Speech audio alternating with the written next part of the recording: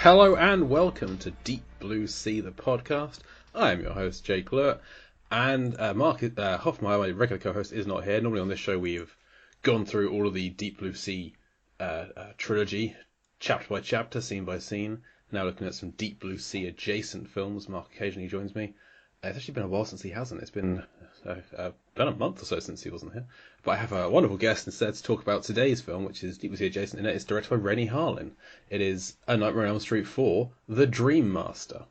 From 1988, this stars Lisa Wilcox, Danny Hassel, Robert Englund, Tuesday Knight, Brooke Theiss, Ken Sagoes, Rodney Eastman, Andrew Jones, and a bunch of other Toy Newkirk. Lots of people in this film. It's, as you might expect, the fourth in the Nightmare on Elm Street franchise, picking up straight after the third one takes place with the surviving characters, not for very long. And Freddy's back, and hilarity ensues. So I need a guest. I'm not hugely familiar with this franchise, so I need somebody who is a much bigger fan of it than me. So joining me for the first time since he was on for a chapter of Deep Blue Sea, he was on to talk about Preacher's Legacy, the egg, the omelette recipe monologue scene from French to Sunday. He's one major league hunk. It's Mark Armstead. Mark, welcome to the show. Oh, why, thank you for that intro, Jay. How's it going, everybody? Good to have you back on. Thank you. I'm happy to be here. Always enjoy guesting on other podcasts. Far less editing to do, yes. Not that French to Sunday ever edits the shows. Silly of me. So, you're a huge fan of Nightmare on Elm Street. What is it about this franchise? What do you love so much? Oh, God. I saw the original Nightmare on Elm Street at a very, very young age. I'm talking like 5, maybe 6. I had a horrible big brother who would show me horror, scary movies. That would scare the mess out of me. But it's that weird thing. I don't know what it's called, but the things that scare you the most are the things that you're drawn to. So, it terrified me as a child, and I couldn't stop watching it. And it's just been, a really big part of my cinema life ever since. I've watched them all several times. I can quote them. I actually have several box sets, like VHS, DVD, and finally Blu-ray of Nightmare on Elm Street films. I'm just a big fan. Nice. Is there a particular entry in the franchise that speaks to you? Oh, so there are some better than others. It depends on... As with all franchises, yes. Right. It depends on which version of Freddy you enjoy the most. The first one is always, the best. I love part 1. Part 3 is actually it is second. After part 3, it's a tie for me for the remake, honestly. What I enjoy about the remake is that as time went on in the original series, especially it starts in part 4. We'll talk about this later. Freddy becomes a comedian.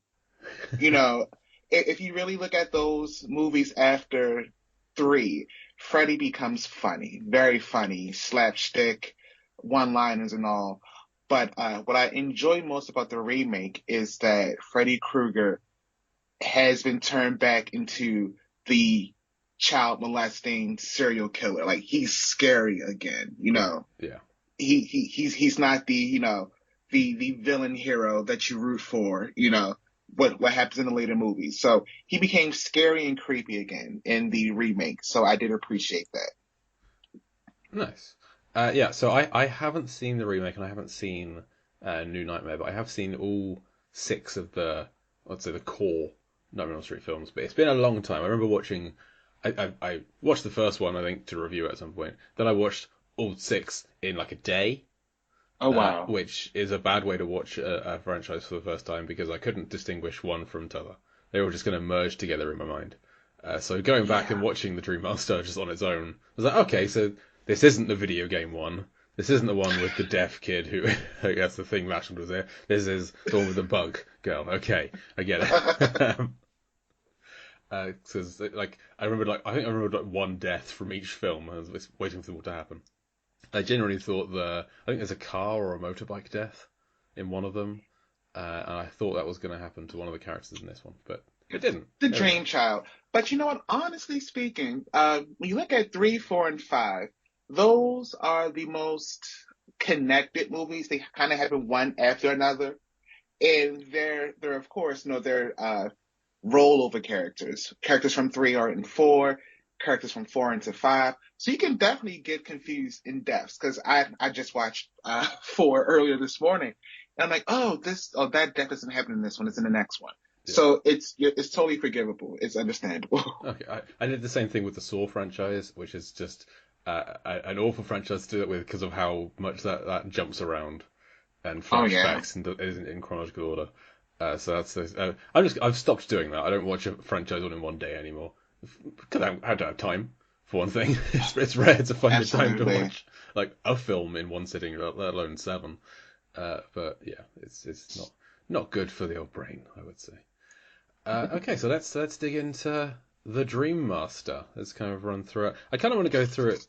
How I like to do every kind of film is death by death, All right. which seems appropriate for Nightmare on Elm Street, given those are the set pieces. I think Mm-hmm. that's what we're here for. We're not here for the characters of these films. We're not here for the acting. We're here for They're all what's interchangeable. Freddy going to turn into this time? What's he going to turn people into? What's going to happen? Is he going to squish him? Is he going to snap him in half? What's going to happen? What plot device are they going to create to get rid of Freddy this time? Yes. Because it always seems to be different, and it never seems to stick. Which Ever. yeah, like to me these films aren't. I've never really been drawn to them because I'm not somebody who remembers their dreams. Like the Oh. concept of like having a nightmare, waking up and being able to remember it is a little alien to me. I sleep, I wake up, something happened in between, but I'm not really privy to what it was. Does that make you a sociopath, Jay? I mean, possibly. Maybe look into that, sir. Just take a little glance. I think that it's more because I don't sleep enough. I get Oh. I get on average about 5 hours a night, which I've looked into and does play tricks with your mind, and is not recommended. Oh You should get wow. more than that, and I don't. Definitely. Like it's a weekend right now, and I got 5 hours and 10 minutes sleep last night, so I could have slept Oh. longer. I had podcasting to do. So I take priorities. It's fine.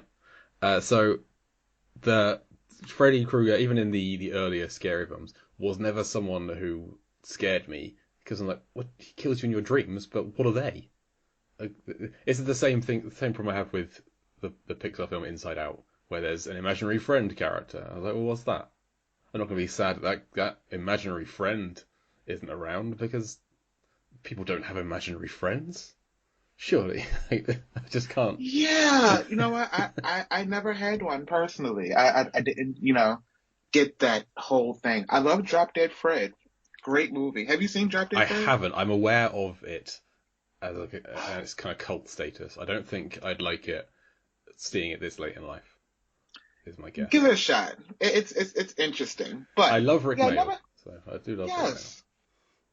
But never really got into the whole imaginary friend thing. But dreams, I definitely remember my dreams, especially the nightmares. But It, yeah, like that's so like weird to me that you don't remember your dreams. Like they eventually fade away as you're into consciousness. Maybe like an hour after you may have like I may have an issue not remembering what happened, but you don't remember them at all. Like waking up, you don't no, remember your dreams. I think I remember maybe two in my life. Like when I was younger, I had a couple of nightmares.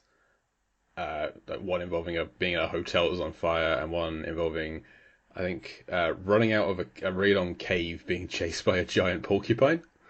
Okay. That's but that we're going back 25 years at this point, I think, to the last time I can remember a dream. Oh wow. And the last person I told that to then changed their Skype avatar to be a porcupine. So, See, that's rude. well, You I, don't need people like that in your life. No. he's been on the show before. Will be again, I'm Oh. sure. So yeah, this isn't something that I don't find these films scary.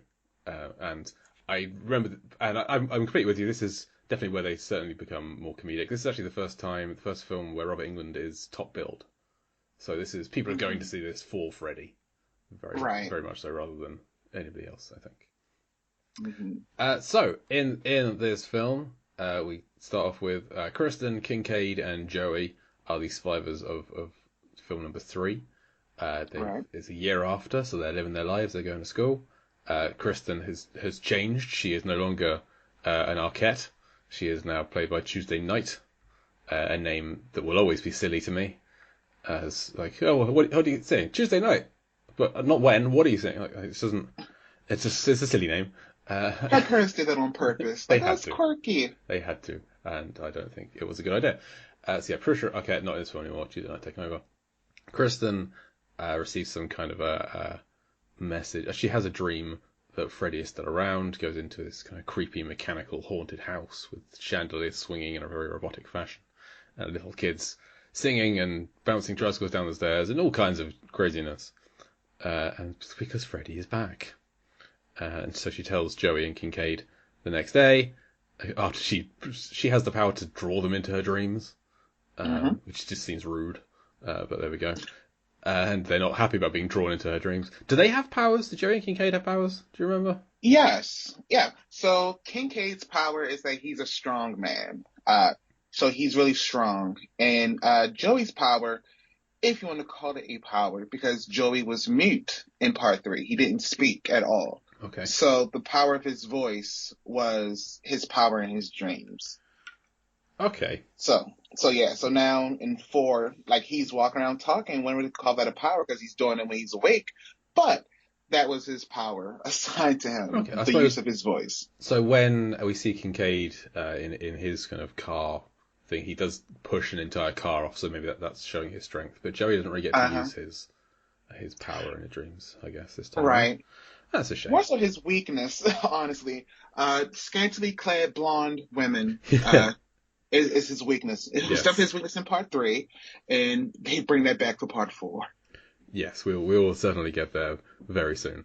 So they're annoyed that they've been dragged into this dream. Kincaid's dog, Jason, is the name of his dog, which, as somebody who is called Jason, that's a bad name for a dog. So I get it's probably a shot at the Friday the 13th franchise, but right. Still, it's a bad name for a dog.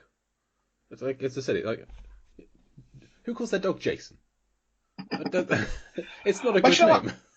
I'm a very big fan of naming your dogs regular names, like people names. It's just really interesting. Like, it makes me laugh. Like, you're at a dog park and, someone yells, Jonathan! Like, what the hell is it? And it's like a terrier running up because it's the dog. So I like naming dogs regular people names. I can see that. I think it works for some. Like, my dogs are Murphy and Charlie. So those are regular people names. Murphy's more of a surname than a first name. But Charlie, very much a first name. And that works. I think, but as in the Venn diagram of names, Charlie works for humans and people. Jason doesn't work for dogs. I think it's my opinion, but the makers of this film disagree. I don't know. It seems like quite an angry dog. Maybe it doesn't like being called Jason. It seems like quite a violent dog who attacks this friend and leaves a bloody arm. But hey, so the next day at school, they're still annoyed. Kristen is adamant Freddy's back. That we meet some of her friends. So we have Alice Johnson, who played by Lisa Wilcox, who seems quite a timid character. Her brother is Danny Hassel, who is actually Kristen's boyfriend. Then we have Debbie Stevens, Brooke Thies, who is into working out but hates bugs, and Sheila, Toy Newkirk, who has asthma. That is her character trait. She has asthma. She's a nerd. And she's a nerd with asthma. She's into science, drives a moped, has asthma, doesn't stand up for herself against people who say she's sucking on the wrong nozzle. Anyway, so those are the canon fodder for the film. That's what we're going to start working our way through. And that night, Kincaid and Joey fall asleep and don't wake up again because Kincaid finds himself on a car wreck planet. And this is one of the weaker deaths of the film. What did you think of Kincaid's death? Kincaid's death was, admittedly, King, yes, I do agree. It wasn't one of the stronger deaths, but I do enjoy the callback to part three, because that's where they consecrated Freddy's bones in part three. But it was in a junkyard. Uh, and one thing I did enjoy about the death was that a junkyard is a specific location. But here, where Kincaid dies, it's like a junkyard planet, like you just mentioned. So there's like no escape. You couldn't escape Freddy in this dream, which is kind of cool. You know, that's one of the things that kind of draw me to the franchise. Like you can't escape this. You're asleep. Everyone has to sleep. But of the deaths, I don't think it was the. I'm thinking about Joey's and Kincaid's death and who's weaker, because they happen so quick. You know, you could tell the budget didn't go to those particular deaths. Yeah, But, this was more tying up loose threads from the previous film, getting onto the new right. characters, I think.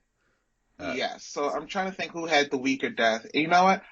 I take that back. I think Joey has the weaker death, and Kincaid's is slightly edges it out a little bit. Just a little. If you factor in the kind of Freddy resurrection in Kincaid's death, then I definitely agree. Because the Yes. scene of his skeleton forming back together and all the organs and the tissue reforming is pretty cool. Yes, it is. I get it's just footage being shown backwards of something dissolving, but still, it's pretty cool. It was 88. The eyes reforming in their sockets. I'm a big fan of that kind of thing. And when my favorite part of the film is perhaps the dog cocking its leg and fire coming out. Right. Like, okay. That must not feel great. You know. I mean, it might feel really good. I don't know. It's hard to tell. But I've heard of it burning when you pee, but this is ridiculous. But this is just when that happened, I just couldn't help but laugh. But this dog's pissing fire. It's great. I love it. So Freddy reforms and kind of chases Kincaid around a junkyard and manipulates cars to come out. This is my problem with the Freddy films. Is like his powers are limitless. He gets crushed by a car by Kincaid. Great. Whilst he's crushed out of the car, he's manipulating the other cars to come out and block his path. And it's just okay. There is no hope. Like if you're in this situation, you're dead. There is no one survives. Like no one goes into these dreams and comes back out again. That doesn't happen. Yeah. Now, well, sometimes it does happen, you know. I keep mentioning part three. God, I need to stop. But, yeah, sometimes it does happen. Like, what I like about horror movies, what I dislike about horror movies, if there isn't a way out, you know, like there has to be a way to beat the big bad. And, you know, as you said, this looks pretty hopeless, but with Freddy Krueger, there are ways to beat him. One, you know, if you look at part one, you know, don't be afraid. He feeds off of fear.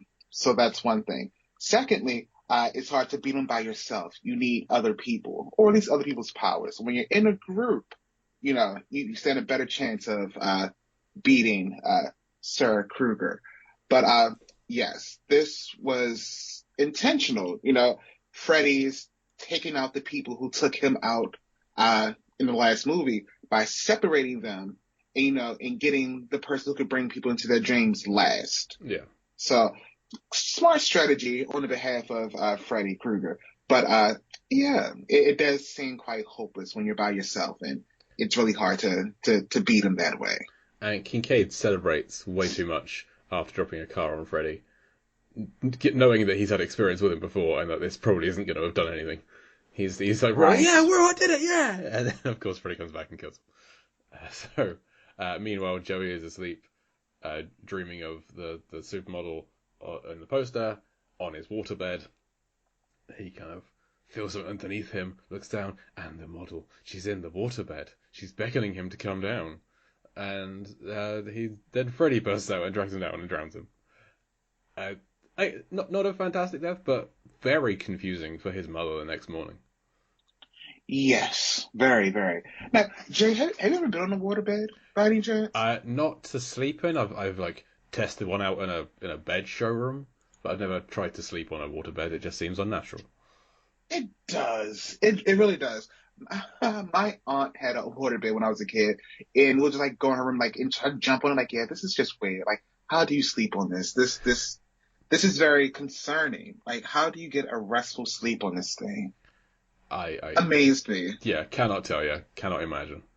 But so I don't know.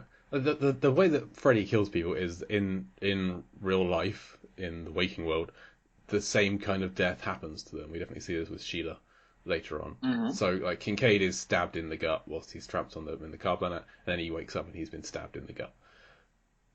And so Joey is drowned, so he must have somehow gotten into the waterbed. But how? I don't think there is a human-sized hole for him to get into the waterbed that would still be, because it's when his mother finds him, it's sealed, and he's just like Yes. floating in it, drowned in a sealed waterbed. How do they explain anything? Listen, no, suspend your belief, your disbelief. Just, it's a thing. It's a thing. It happens. I get it. I'm just trying to just work it out like the autopsy the next day. Like just another one of those Kruger deaths, I guess. Chalk it up to active Kruger kind of thing. So the next day, Kristen wakes up and she's still awake. She hasn't gone to sleep.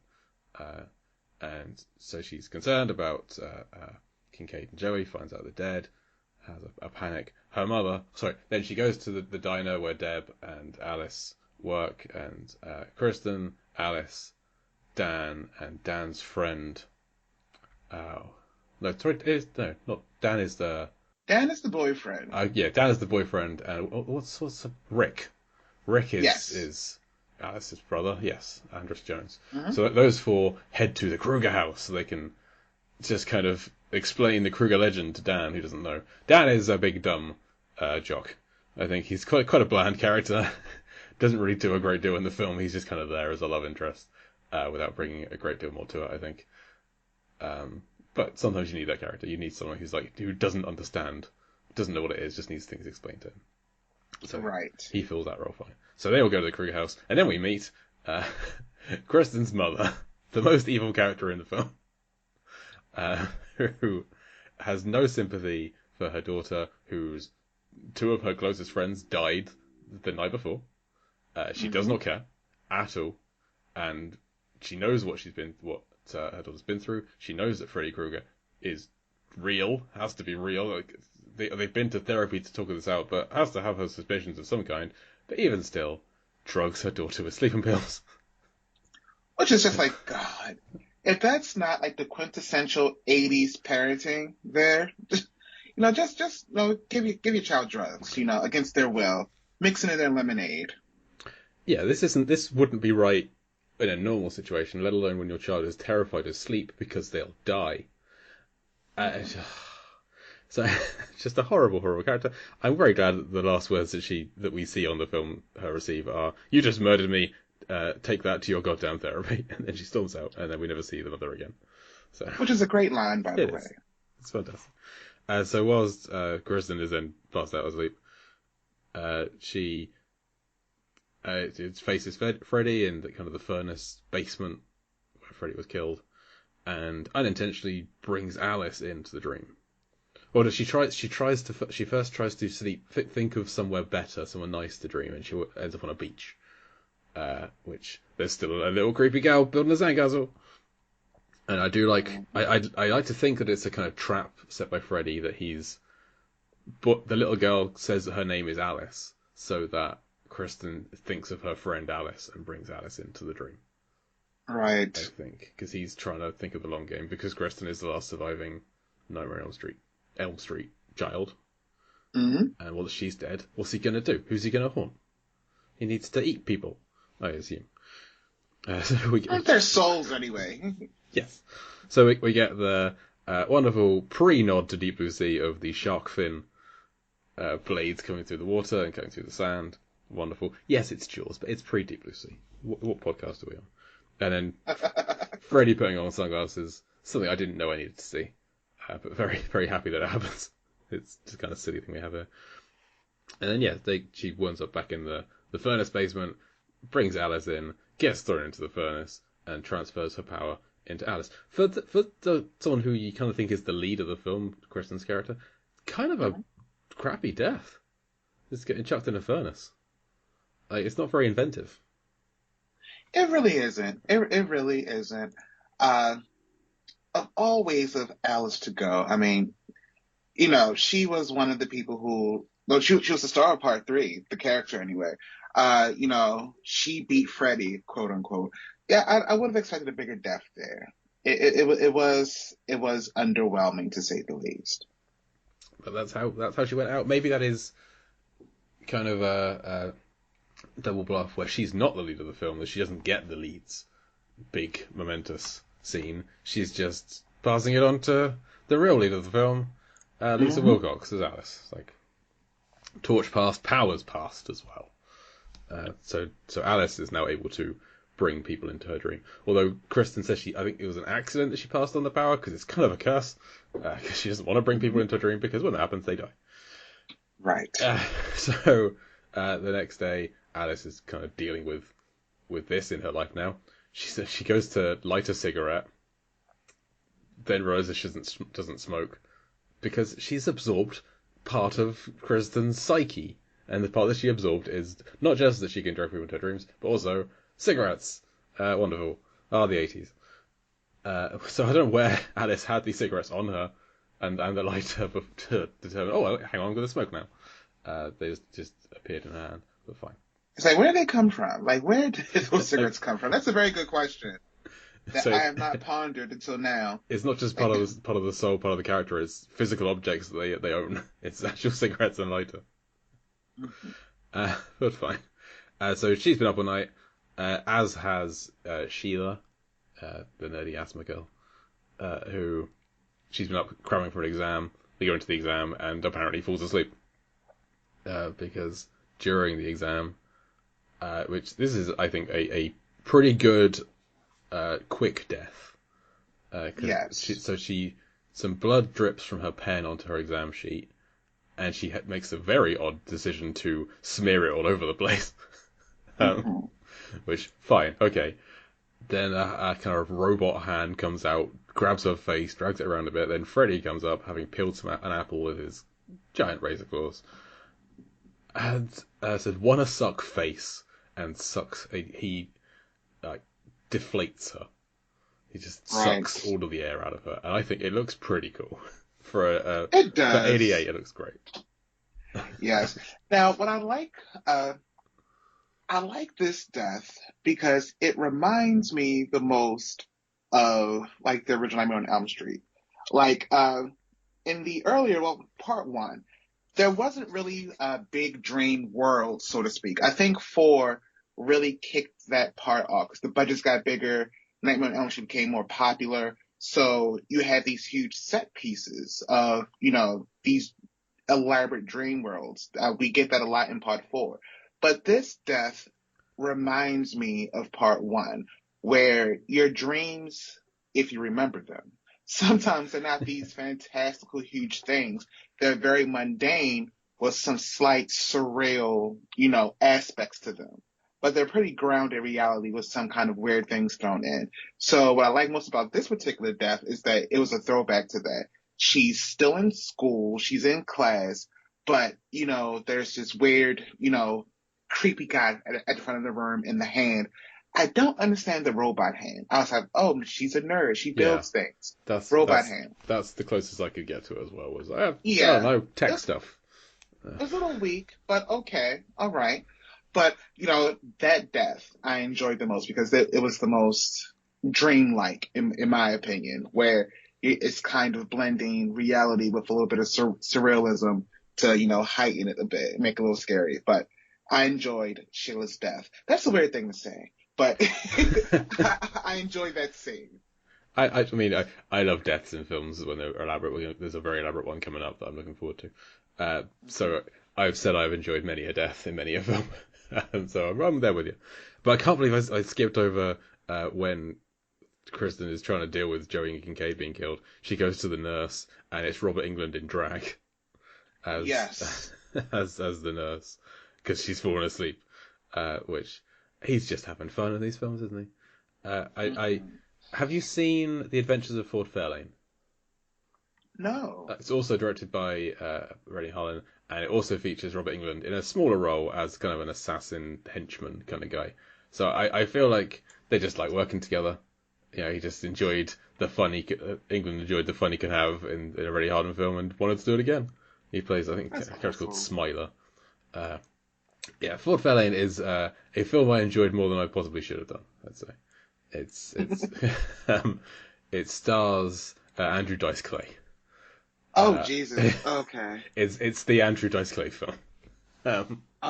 That is a name I have not heard in a very long time. He's a guy I was not familiar with at all. Like, I'd seen him in small roles in, like, he's in the new Star is Born. He's Lady Gaga's dad. And he's in Blue Jasmine, I think. But he's not like someone I wasn't familiar with his persona at all. And then watching this film where he's playing a rock and roll detective, where like Wayne Newton is the bad guy and Gilbert Gottfried's in it as a radio jockey, and Ed O'Neill is in it as a police detective who used to be a disco star. It's a pretty bizarre film that I enjoyed quite a lot, and it's got a robot koala in it. And Morris Day is in there as well. Jesus, okay. What is this called again? Because I need to watch this. I need to find this now. Color me intrigued. The Adventures of Ford Fairlane. Okay. Yeah, it's a fun, like, Tone Loc's in it. Ford Fairlane. Okay. Yeah. It's not an amazing film, but it's fun. Yeah. Good. So I will watch it. So I like that, he picked up Robert Englund and carried him on to the next film. I don't think they work together again. I think it's just those two. So I'm not sure where else he could have fitted in Harlan's films. But I'll keep an eye out. Actually, I'm just checking through his CV, and no, nothing else is jumping out that they worked on together. That's a shame. Maybe they will again. Who knows? I hope so. Anyway, so yeah, Sheila is deflated. The friend group is shrinking. It's now basically just Alice, Dan, Rick, and Debbie left. There's nothing that really connects them. It's just they know Alice. Is it like they're not like the kids of the Elm Street parents who killed Freddy? It's just they just know each other. They're at risk of Alice bringing them into a dream because she knows them. I mean, they are friends, I think it's after Kristen dies. There's like that video of them all together, doing things and yes. A lawn someplace. So they were friends. Who weren't friends, which I know were decidedly outside the friend group, was Kincaid and Joey. So I feel like Kristen kind of left those guys like, oh, okay, we had this really weird bonding experience, but we're in high school now, and you're kind of creepy. So I'm going to go with these two people. Yeah, we've been through this, but we're not going to... This time in our lives is over now. Let's move on. Right. Yeah. Good. So they're all obviously concerned, understandably, that they might be going next, but they try to stay awake, not go to sleep. This doesn't help when Rick, Alice's brother, falls asleep on the toilet. And he is a karate guy. He likes to do karate, so his dream, obviously, he's in a karate dojo. But he's fighting an invisible Freddy. In fact, because he was invisible, I thought this was the worst death in the whole film, because he's just being attacked by nothing. He's just fighting an invisible guy and it gets stabbed. It's kind of crap. You know what? It was a nice budget-saving death. Yes. Let's get a room. Let's put some flowy curtains in there. A bonsai tree, and we'll just have this kid, meme some Karate Kid moves and have just the glove floating in the air. So they did a lot with a little for that one. It was effective. Oh yeah, it just kind of feels like a non. Like there's literally nothing there. It's just a guy being attacked by himself. Right. But I get it. It is a good use of budget. That's something we've picked up on with Harlan before. Is he knows how to use a budget. So this would have cost it. They just had to make a dojo basically, and then film it. So he gets stabbed, and it's just getting stabbed with the glove. Like 4 films in, he's still just killing people with the glove. I think we've seen that enough times for now. But there we go. So that happens. He's dead. But I don't care about that one anymore. It's the next one. The next scene. I love the next scene coming up because you've got You got Alice, you got her wannabe boyfriend Dan, and you got Debbie, who also kind of fancies Dan. They're the three to the left. And I was like, okay, we need to make a plan. We're going to go to Debbie's house tonight and figure this out. And I was like, great. So Debbie starts working out, waiting for them to arrive. Dan is waiting for Alice to arrive. Alice gets waylaid by her dad because he's annoyed that she's going out because her brother's just died. Also, everyone that dies, they're all buried next to each other in the same cemetery. It's such a close friend group. They all get buried. Could you just imagine, like, going to several funerals in 1 week? In a week, and all in the same like, place. Dear God. Just the next grave over. Oh God. I'm just gonna wait. I'm not gonna go home. I'm just gonna wait here for the next one. It'll be any second. Yeah. What a week, honestly. Right. The Final Destination franchise. That's my favorite horror franchise. And this, like, they have one mass funeral in that one, and then no more in the rest of the film. I get it. That's how it should be. And the people that die in that one, they're really tied together. You know who was on the chopping block because it's these people that survived this thing. Now they're all going to die one by one in the right order. So I love those films. Anyway, so Alice gets waylaid and goes to the cinema. She's trying to stay awake so she gets to see an old film.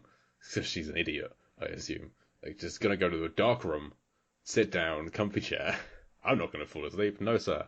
Of course, she falls asleep again. And watch a black and white movie, like, of all things. That you've come into halfway through, so you have no idea what's going on. It's gonna be so easy to just drift off from this thing. And so she does. She gets sucked into the film, where she sees an older version of herself waiting at a diner, which was, she said one line earlier in the film, where her greatest fear is to still be working as a waitress when she's older. So that's what Freddy shows her, and then he sits down next to her with a pizza, with meatball pizza, with people's faces on the meatballs. And he eats one. He eats a people's person's face. He says he loves soul food. I was like, I don't know what this is doing in the film, but I love it. It's disgusting. But thank you. Yes. Those were so disgusting. Like, it was like, oh God, really? He tells her, basically, he's going to keep her alive because she keeps bringing people into dreams of him to kill and souls to eat. Earlier in the film, she said that she can't sleep or someone might die, which that sucks. I get it in the first films, you don't want to go to sleep because you might die, but not going to sleep because somebody else might die. That's hell. Yeah. But she's worked out that she's absorbed like nunchuck skills from Rick and Sheila's tech skills, maybe. She's picked up some terms of phrase from various people. Picked up Rick's ability to stand up to her dad, that kind of thing.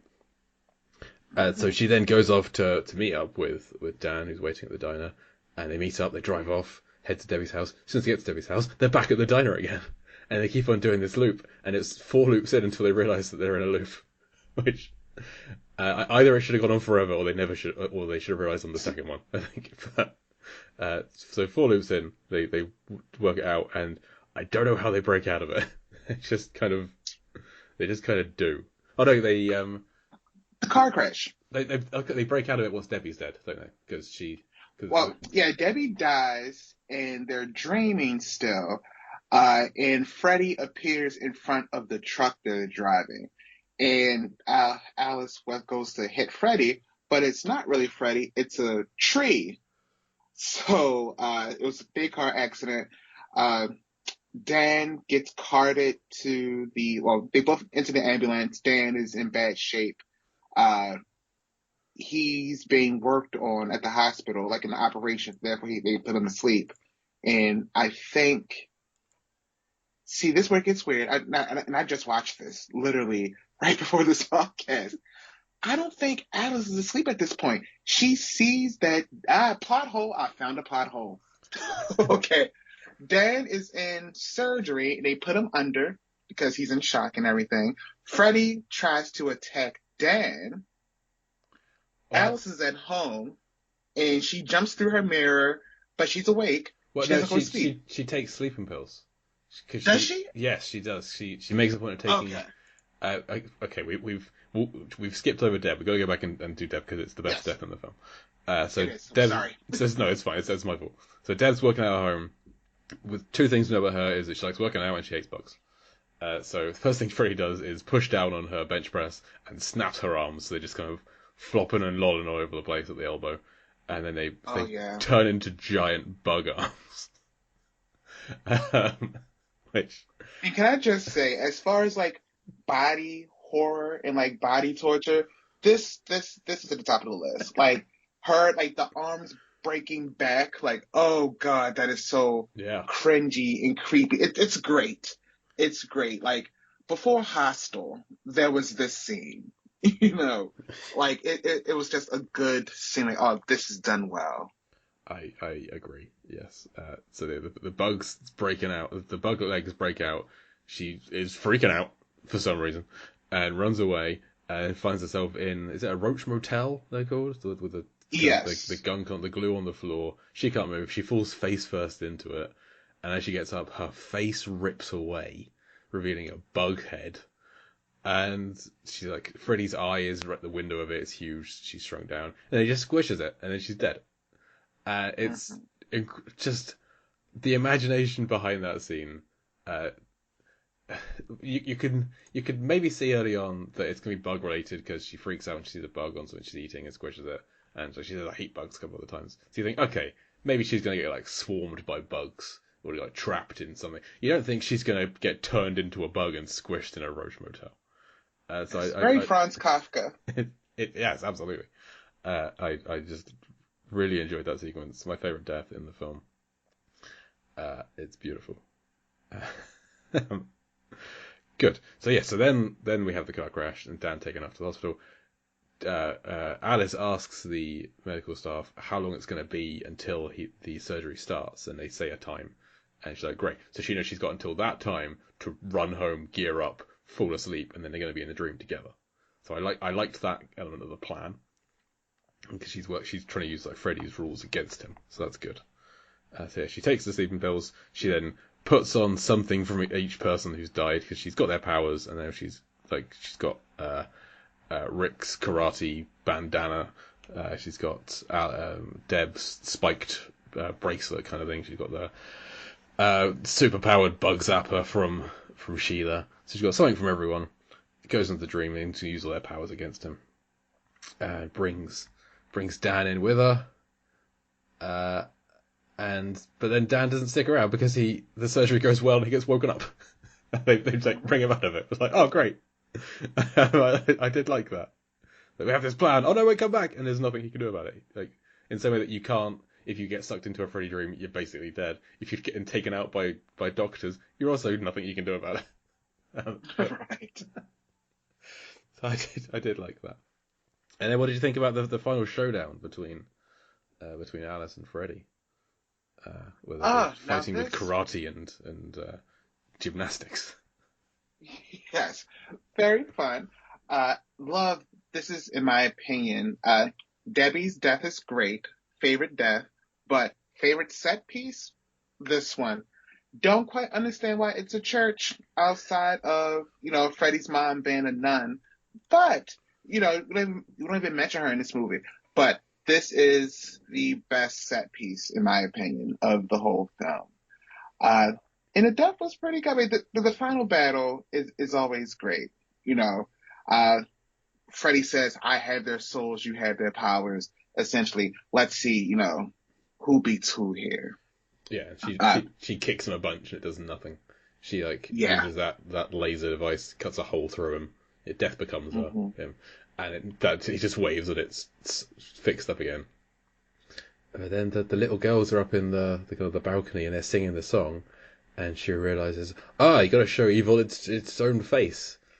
They just made that up. I don't know. And so she shows Freddy a mirror, and that's all it took. It was like a mirror and a poem together at last.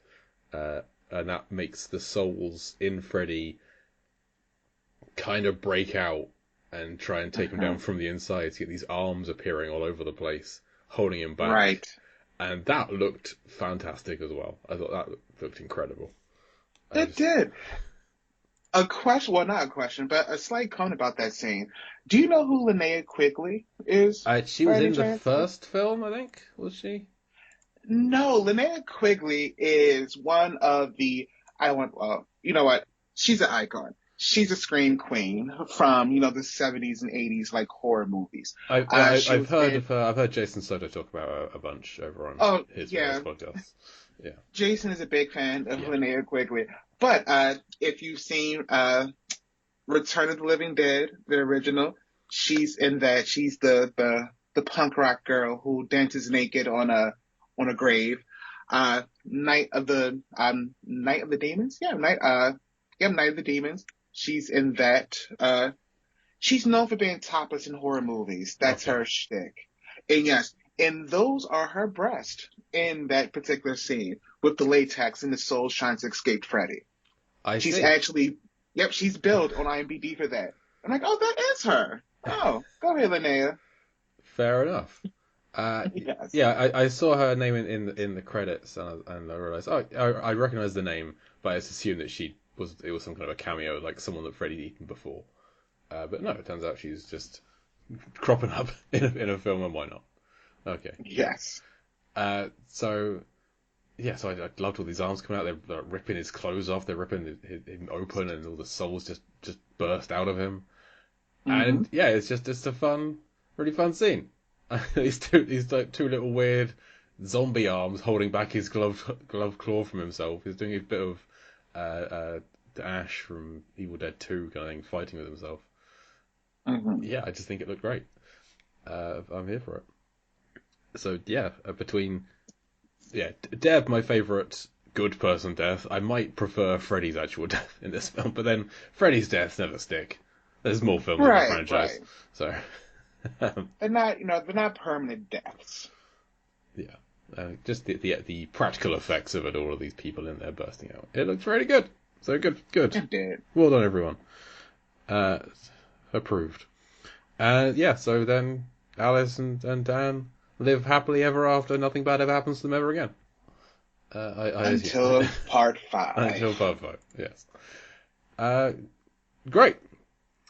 So one thing we kind of skipped over is there is a pretty blatant metaphor going on where she's got a mirror. Alice has a mirror covered with photos of her friends, and she's like, "Oh, you can't see yourself in the mirror. I don't want to see myself." And as the film goes on, as people die, she takes down their photos, and as people disappear, she starts to see herself. And so she has to figure out who she is, and she's a combination of all of her friends in her life. And like, okay, this is a little on the nose a bit, but whatever. It's a Nightmare on Elm Street. We're on the fourth Nightmare on Elm Street film. We're not expecting. Right. It's sure, not. but I liked it because like there's a message here. Like there I don't think there's been a message, it's like a positive message in any Nightmare on Elm Street film outside of this one. But be yourself. Find yourself. Find your inner strength. It was cheesy and very much on the nose, but I did enjoy it. I liked it.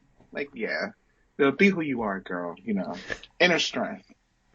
Fair enough. Okay, that's the film. We've gone through the whole thing. Anything that we missed that you wanted to bring up? No, I think we mentioned it all as a blow by blow to the film. But this was, as I mentioned earlier, this was a turn. The set pieces became bigger. Freddy became funnier with the one-liners and things. I think it really started before part 3, Welcome to Primetime, bitch. And they saw how people reacted to it. So, in a bit of fan service, Freddy has gotten funnier and more quirky and quippy over the last few films. And this is where it starts. Like this is where it really, gains traction.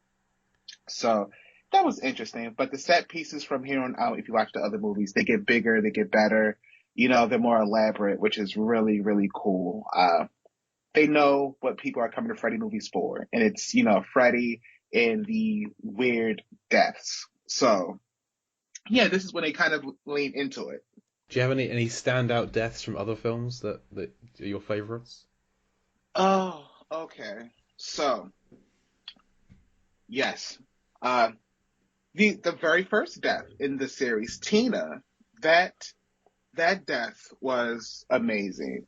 The technicality, the scariness of her being dragged around the room, the behind the scenes on how they did that whole thing. The room actually rotated, which was just like amazing, Is that the one where technically. his face comes out of the wall? That it's not that death, but Okay. it is in that scene because that Tina, image is pretty creepy as well. Yeah, Tina is dying in the next room, and Heather Langenkamp's character Nancy, uh, Freddie kind of comes through the wall in that scene, but around the same time. But yes, Tina's death in part one. Let's see what else. Johnny Depp's in part one. Yes, Great. the blood Uh, geyser from the bed. Yeah. yeah, yeah. Like that was just amazing. Let's see. Deb's death was great. I'm trying to think of part five. Who died? Oh, Brecken, is yes. that the There's so one with many. the video game death with Brecken Meyer? I think is in part five. Or is That's that part six. part Freddy's seven? dead. Sorry. Okay. But that was a good one, though. Part five, the comic book death, was good, was elaborate. I enjoyed that. The being sucked into the comic, I really enjoyed that one. That was a good death. Uh, part six, they were all good in part six. They're just having They, fun they, at they that really point. were.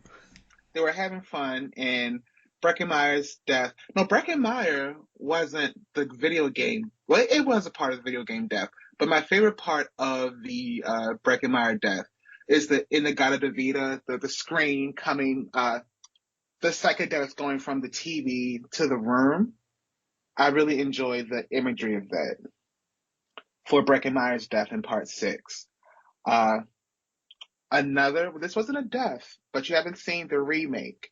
No. One of the plot points of the remake is that if you go without sleep for too long, your mind starts shutting down and it's called like micro sleep, essentially, Yeah. where you go to sleep without your body knowing it. And there's a scene, I won't say too much, where, the character is micro sleeping, so she's jumping in and out of dreams. And it's just a really cool sequence.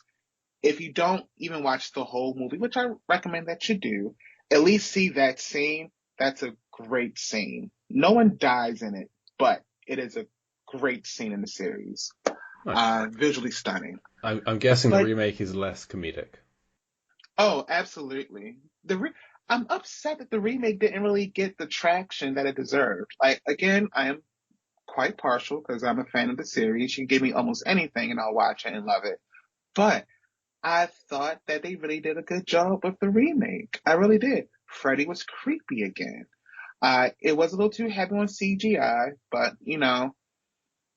I need people to realize that CGI is not the cure-all, people. Sometimes practical effects are best. If you watch the last season of Stranger Things, everything that involved Vecna was practical effects. There was no And CGI was used. amazing. Absolutely amazing. So please pay these people. There are tons of people who are still doing practical effects and they look amazing. Please, please, Hollywood, get back to practical effects. But aside from that, another great, if you watch part six, Freddy's Dead, if this is cheating, but it's the montage during the credits of all the deaths in the series. Fine, yeah.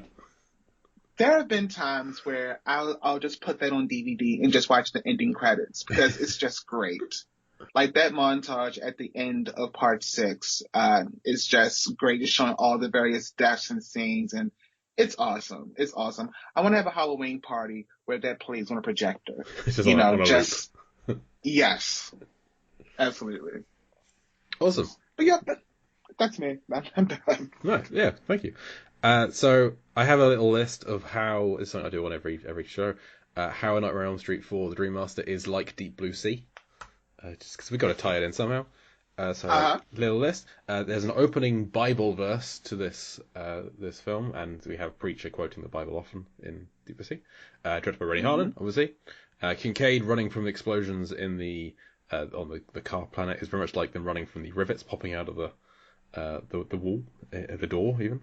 There's a gratuitous nudity shot before a kill, although with Joey's death, with the supermodel naked, is similar to Saffron Burrows stripping down to her underwear before killing a shark. Blood in the water. Alice has a fish tank, just like Janice does. A character is sedated against their will. It's a human rather than a shark. There's a shark fin glove, obviously. Someone is killed in a fiery furnace / oven type thing, which Preacher is always killed in the oven. The supposed lead of the film dies early. when Kristen dies. Sam Jackson, you feel like he's the lead of the film, he gets killed. He dies before he should have done. Scene in an elevator, someone has an arm that falls off, which is Deb in this one, and then Jim in DBZ. People die one by one trying to escape a seemingly impossible situation. And Debbie's death is very drawn out, much like Dr. Jim Whitlock's death is very drawn out. And we have an actor on the soundtrack. Tuesday Night appears on the soundtrack in the opening song, and Robert Englund is rapping in the closing credits song. Just like LL Cool J. Oh, God, yes. Now, I'm trying to think, okay, is this the movie that has the Will Smith Nightmare on My Street? If I didn't recognize if there was a rap at the end, which Robert Englund's on. I don't think it was Will Smith. I'm trying to find the soundtrack now. You know what? I think it might have been on the album, because I just looked up Fresh Prince like Nightmare on My Street, and it came out in '88, the same year as this movie. It was included. It was considered for inclusion in the movie, but the producers of the film decided against it. Slap in the face. Not a Will Smith joke. Unintentional. Good. I will listen to that song after recording this today. I did not know that Will Smith did a Freddy Krueger rap. Oh, yes. A Nightmare on My Street. And, but this is weird. It was, now I'm reading the lyrics on it. I'm like, okay, yeah, they're talking about Nancy and things. So, yeah, this is just maybe like a synopsis of all the movies. Yeah, it says it references at least the first two films. Okay. Yeah. So silly to have that on the fourth one. I agree with the filmmakers. Good.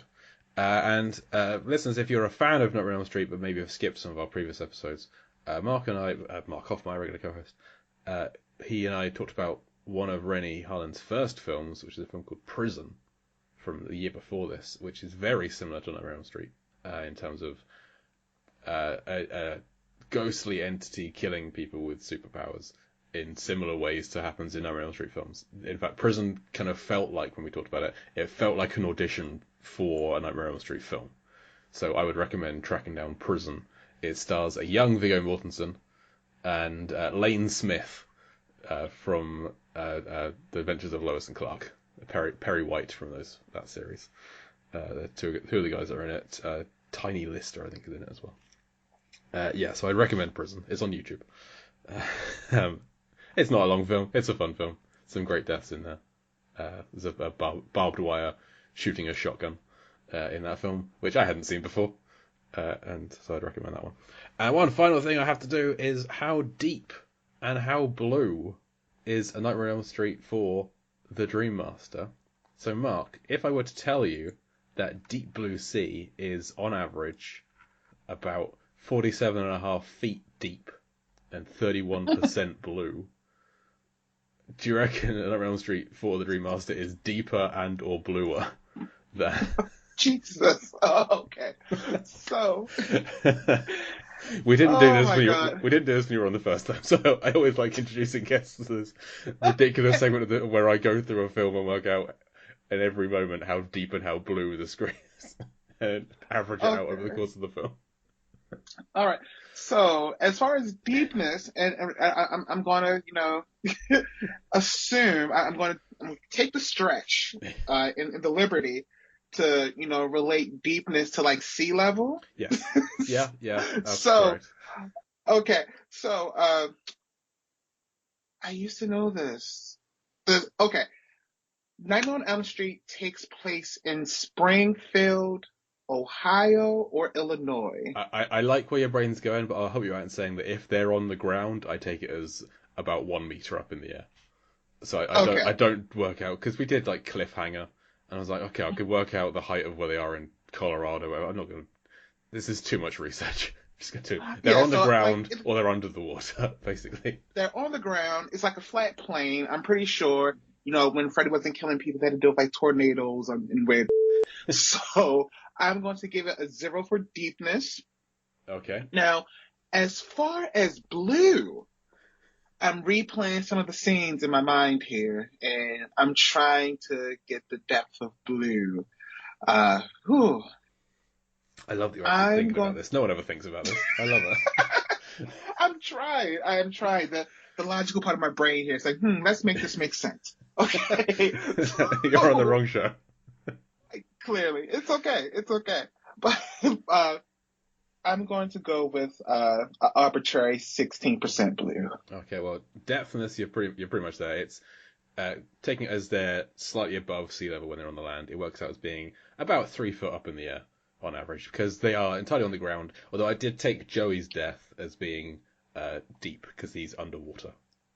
So I added a little bit of depth for that one. And when they go down, in one of the dreams, they go down into the basement furnace. So I took that as being underground. But for the most part, they're on land. So it balanced out as being about 3 foot up in the air.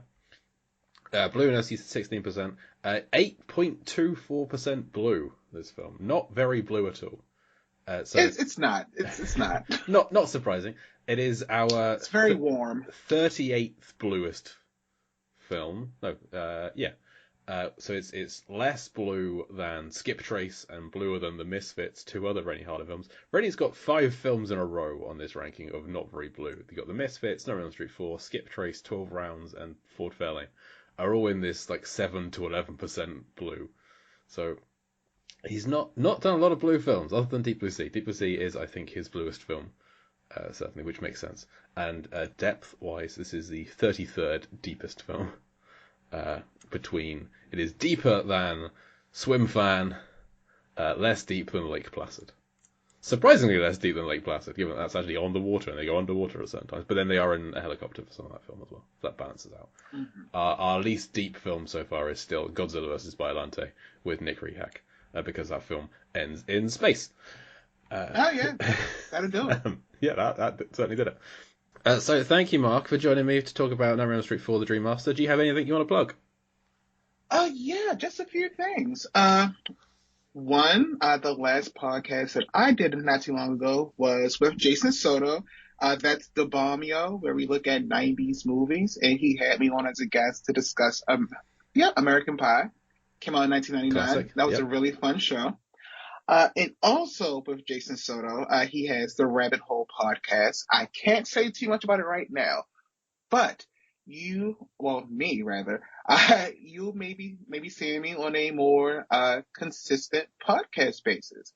Very nice. French Toast Sunday, we're on a hiatus. We're still friends. We all talk and, just getting together to podcast. I know it proves to be a really hard thing to do, but we are talking about doing some things with French Toast Sunday. But before that, you may see me in a familiar face to the MILFcast, Heather Baxendale Walsh. We're going to team up to do something pretty fun, and you guys have to wait to see about that. But it's going to be pretty fun, and tune in. I'm looking forward to that. Heather is a semi-regular guest on the show, so always happy to hear Heather podcasting. So looking forward to that. Good. As for me, Life vs. Film is my personal site. Nothing really happens there. Once a month, I'm on the Lambcast, hosting movie trivia, Lampardy, based on Jeopardy. Always a fun time. Mark was on last year. Got into the semi-finals, did quite well. Beat the rest of the French Toast Sunday group in a surprise French Toast Sunday special. It was a sneak attack. It was ambush. Honestly. None of you knew. It was great.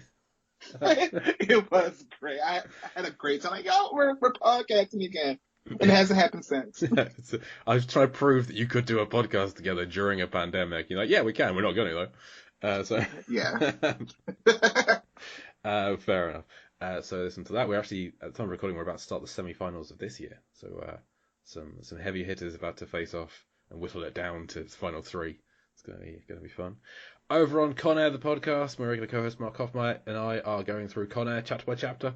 Also a fun time talking about that wonderful mulleted film in one explosion at a time. It's a great film. We're having a fun time. Coming up soon, this is technically our Halloween episode, because we're kind of monthly. We're semi-monthly, 2 weeks, twice a month. It's a little up in the air as to what our actual schedule is. We're going to keep the shows coming at least once a month, but you might be getting an episode on underwater soon this month as well. We'll see if we can make that work. So that'll be fun. But as for today, thank you again to my guest, Mark Armstead.